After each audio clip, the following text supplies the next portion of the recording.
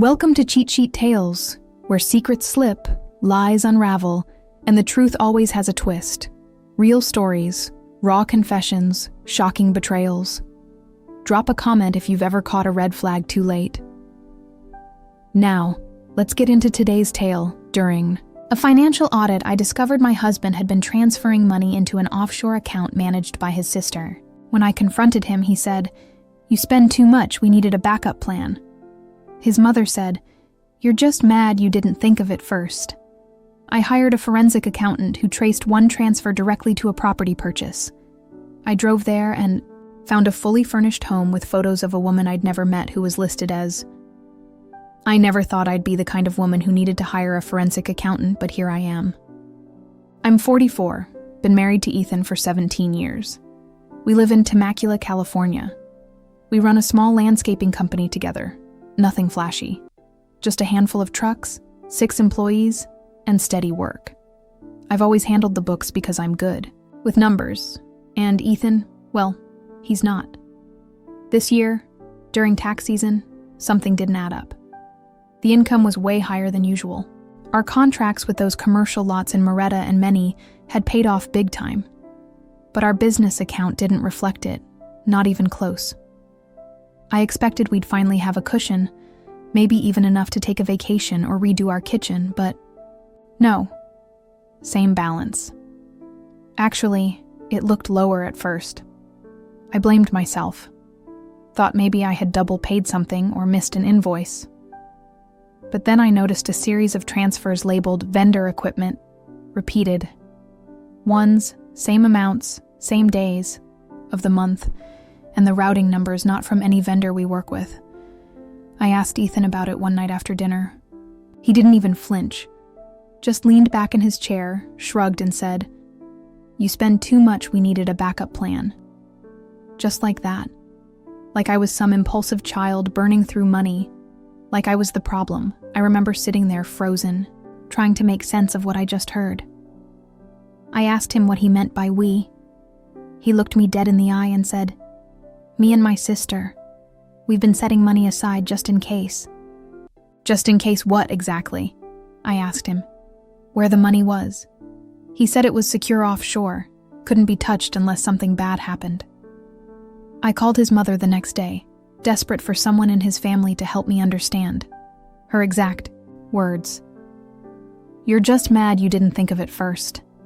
That's when I knew they were all in on it. I was the outsider, the fool. I didn't yell, didn't cry. I went into survival mode. I reached out to a friend whose ex-husband tried to hide assets during their divorce. She gave me the name of a forensic accountant she swore by. Her name was Clara, older woman, tough, no nonsense. She looked over everything and said, "I've seen worse, but this is up there." Over the next few weeks, she found 5 different transfers that raised red flags.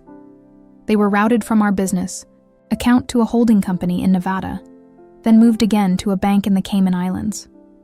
One of the transfers for $47,500 didn't follow the pattern. It was traced directly to a real estate holding firm in Miami. That firm had just bought a townhouse in Scottsdale, Arizona, paid in full. No mortgage, clean transaction. It wasn't in Ethan's name. It was in the name of the shell company, but it was his money. Our money. I made up a lie, told Ethan I was going to visit my cousin in Bakersfield for a weekend, packed a small bag, got in my car and drove straight to Scottsdale.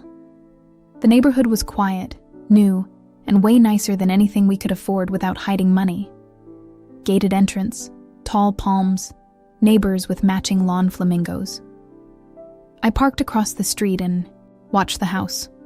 The place looked lived in, patio furniture out back, shoes by the door, wind chimes on the porch.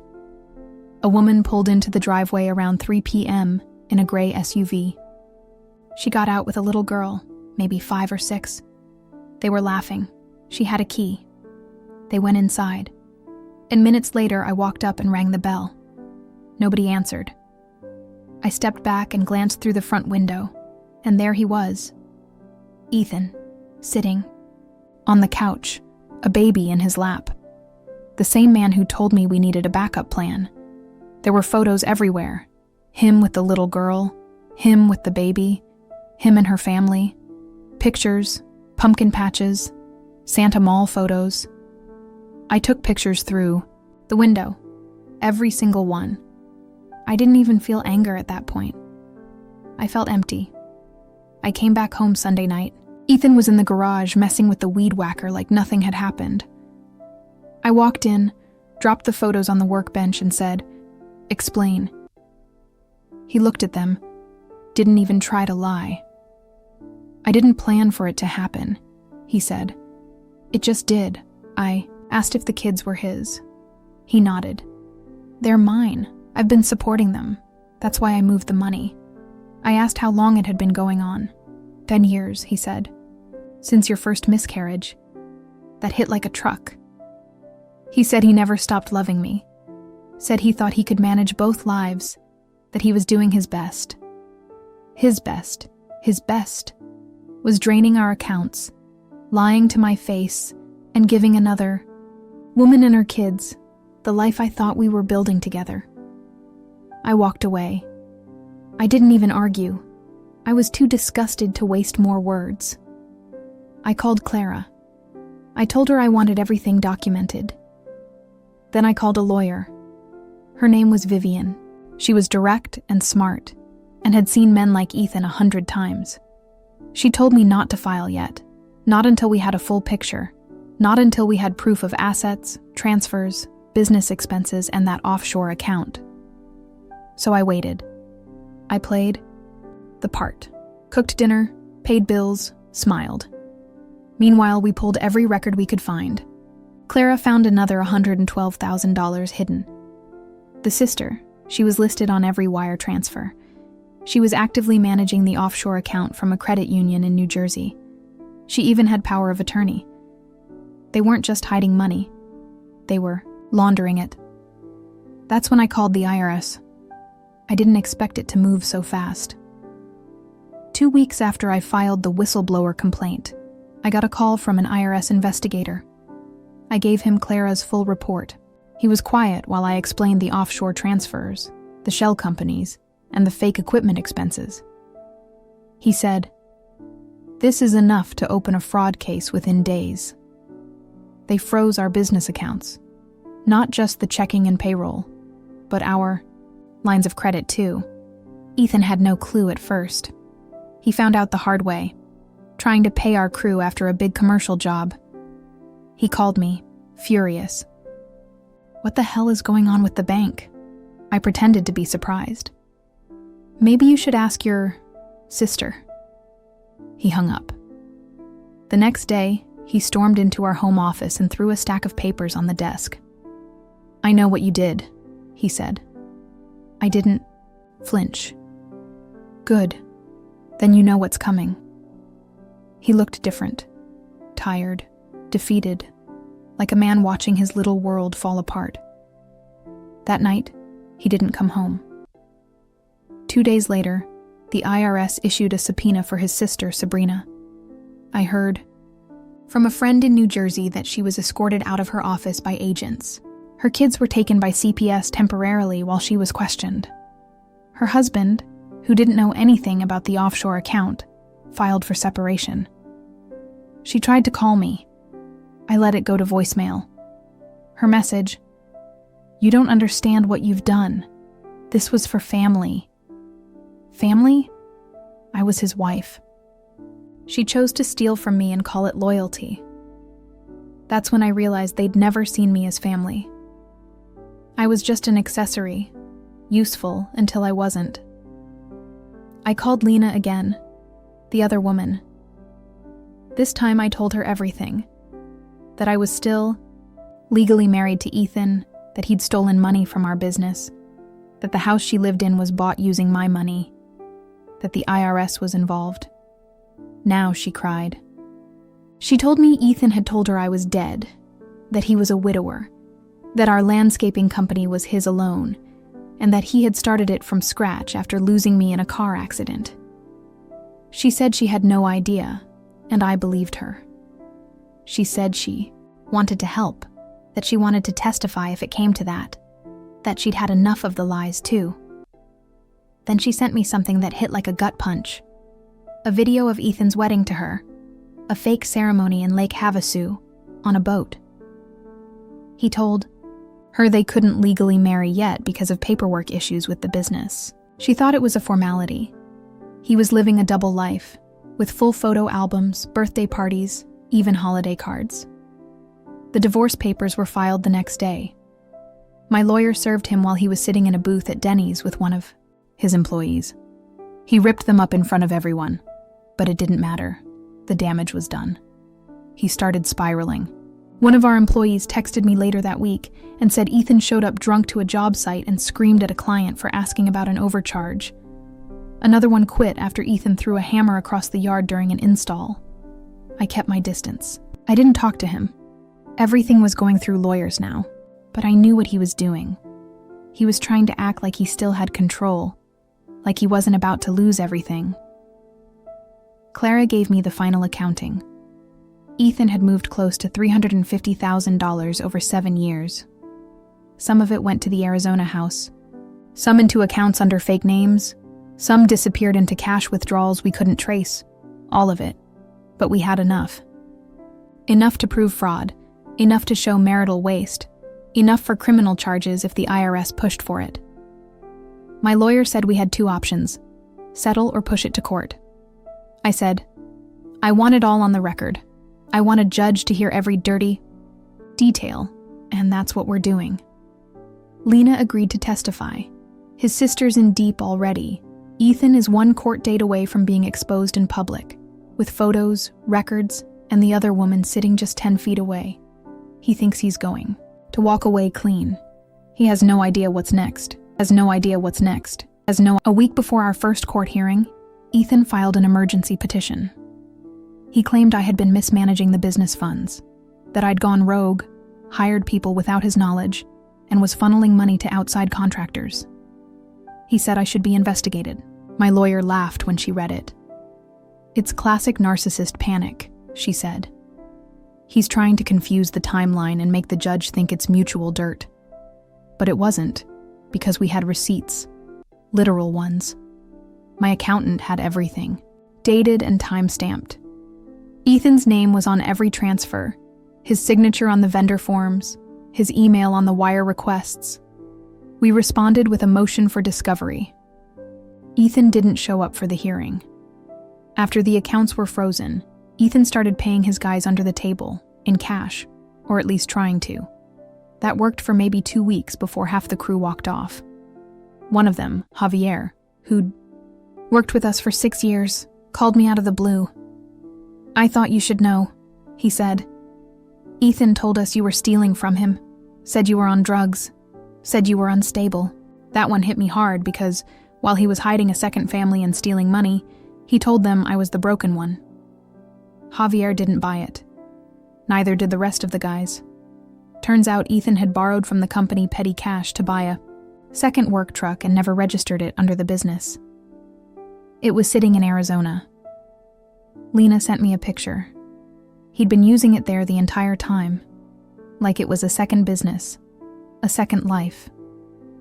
So I sent the photo to my lawyer. Lena called me again. She sounded nervous. She said she found a locked metal box in the back of the garage. At first, she thought it was just old paperwork, but when she finally got it open, she found something else. Passports.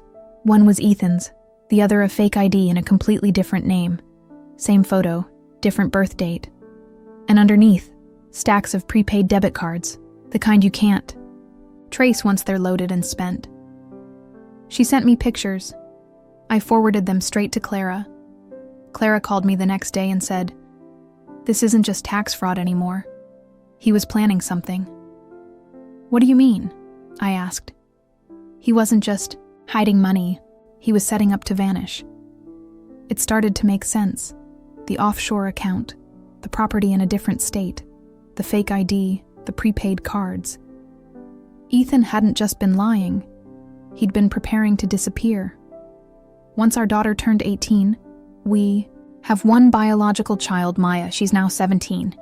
I think he planned to bail, leave me with the crumbling business, and take off to Arizona full-time with Lena and the kids. I wouldn't have been able to track the money. I wouldn't have even known where to look. But I ruined the timeline by asking questions, by noticing the missing funds, by hiring Clara. Ethan was never going to come clean. He was going to vanish. Then came the phone call. It was from his mother. "I hope you're proud," she said. "You've ruined your own marriage over a little bit of money." She said Ethan had been under stress and that I never supported him the way a wife should. I didn't argue. I just recorded the call and sent it to my lawyer. Let the court hear how deep this all went.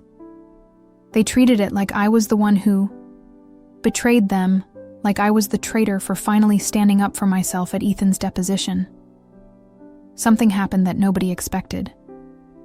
He brought his own lawyer, a smug little guy from Riverside who clearly thought he was Perry Mason, and they tried to play hardball until my lawyer dropped the photos of the house, the IDs, the videos, the fake wedding.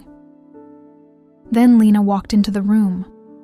She wasn't supposed to be there until later, but she showed up early and sat down quietly, in the back. Ethan turned pale. She stared at him, didn't say a word, and that's when it happened. Ethan cracked. "I didn't mean for it to go this far," he muttered. "I didn't think she'd find out." He said it on the record, in front of both legal teams, while the court reporter typed every single word. My lawyer leaned toward me and whispered, "That's it. That's all we need." The courtroom wasn't full, but it felt heavy, like the air itself knew something big was about to happen. Ethan sat across from me, his hands clenched in his lap, face pale. His lawyer kept leaning in, whispering things, but Ethan just nodded like he wasn't even really hearing him. Lena sat 2 rows behind me. She'd driven in from Arizona with both kids. Her baby slept in her arms while her daughter played with a tablet. I'd made sure the judge knew she was coming. I wanted him to see everything. When the judge asked for opening remarks, my lawyer didn't hold back. She laid it all out: the stolen funds, the offshore accounts, the secret real estate, the fake wedding, the 2 sets of children, and the plan to disappear. Then she dropped the bomb: the recorded phone calls, the forged signatures, and most importantly, Ethan's own words from the deposition. Ethan's lawyer tried to deflect, said I was a controlling spouse, that I refused to have more children, and that Ethan had emotional needs that weren't being met. The judge wasn't buying it. Then Lena took the stand. She told the court how Ethan had told her I died, that he wore a wedding ring around her family, and said he was a widower, that he'd promised to marry her after paperwork with the business cleared. She even brought a copy of the Christmas cards Ethan had mailed out last year with their photo on it, posing as a full family, when she looked Ethan in the eye and said, "You told our daughter her real mother died in a car crash, and you expected me to go along with it?" The courtroom went silent. Ethan didn't even look up. It didn't take long. The judge ruled that Ethan had committed marital fraud, financial deception, and intentional emotional abuse. The divorce was finalized that day. The business was awarded to me, all of it. He was stripped of ownership and found guilty of misusing company funds. I was awarded 80% of the business value and assets, including the remaining trucks, accounts, equipment, and client contracts. His name was removed from every license, permit, and registration. He was also ordered to repay $287,000 in damages, money he'd stolen and laundered during the marriage. The IRS, they weren't done either. A criminal investigation had opened separately. They were building a case for tax evasion and international money laundering. If convicted, he'd be looking at years in federal prison. His sister pled out, got 2 years probation, and had to pay a fine. Her husband filed for divorce, and her kids were placed with him permanently. Ethan's mother, she showed up on the last day of court, sat in the back, glaring at me the whole time. She didn't speak, not to me, not to her son. She just stared like all this had happened to her. When the judge gave his final remarks, he said, This is one of the most cold-blooded deceptions I've seen in a marriage dissolution in years. Ethan moved into a one-bedroom apartment behind a vape shop in HMT. He has no savings. His credit is ruined. He's not allowed to run a registered business for 5 years per court order. The second house sold. The proceeds were awarded to me as restitution. Lena moved back to Utah to be near her parents. We still talk. Not often, but when we do, it's kind. There's no bad blood between us. She was lied to just like I was. She told me once, if I hadn't seen the photos through the window, I might have stayed another 10 years. She got child support through the court, but barely. Ethan now owes her back payments too. Interest is building every month. As for me, I kept the business rebranded. It hired new staff. Javier became my foreman. We expanded into commercial irrigation this year, and I finally replaced the cracked concrete driveway Ethan always said we couldn't afford to fix. Maya is in college now, on a scholarship. She knows everything. I didn't lie to her, and I didn't sugarcoat anything. She sees Ethan maybe once a year. She calls him Ethan, not Dad. It was at a gas station off I-15. He looked older, like life had eaten through him. Greasy hair, stained shirt, chain smoking with shaking hands. I didn't say anything, just looked at him. He looked back, eyes empty, and said, "You ruined me." I smiled. "You did that yourself." Then I got back in my truck and drove off. He tried to take everything from me, my money, my business, my future. He planned to vanish, leave me in the wreckage while he played house in another state. He thought I was soft, that I'd stay quiet, that I'd cry and beg. He forgot who helped build it all. He thought I was weak. He was wrong. Now he has nothing, and I have peace, and I have peace.